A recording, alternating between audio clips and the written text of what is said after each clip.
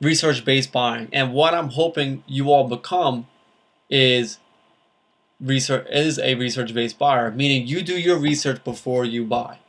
Maybe you do it now where you compare different products on the internet, and that is very wise of you. And hopefully you all can kind of turn and become a research-based buyer, because it's very wise of you to do so, and you usually end up with a better deal and you become a more informed consumer. So the first thing before you shop, you want to look at your wants and needs and identify them.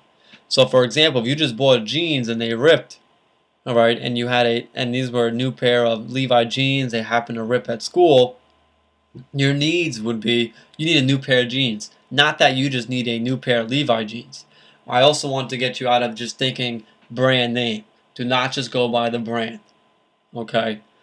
I understand these marketers do a great job of selling you the brands such as Apple and Dre Beats, that you kind of come up with a loyalty to a certain brand.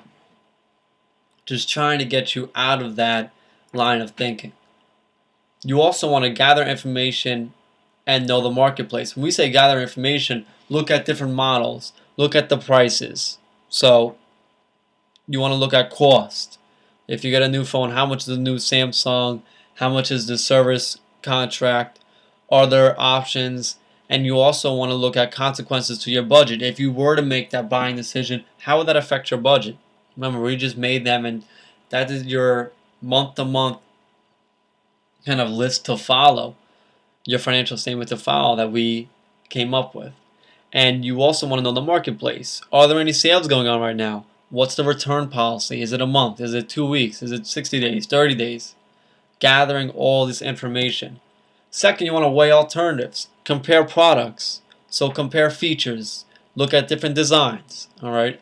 I was in the market, I was looking for an alarm clock, and my alarm clock needed two things. It needed AM FM radio, and it also needed Bluetooth so it could connect to my iPhone. If it didn't have that, I ignored that alternative because that's what I wanted in my product. With prices, okay, usually if you have a list of goods and you're deciding to pick which one, if you can afford all of them, usually go with the one that's the highest in price, because it usually comes with the highest in quality. Alright, if you can't afford all of them, go with the one that will give you the most value. Alright, and weighing alternatives, that also looks at brands and it also looks at sellers.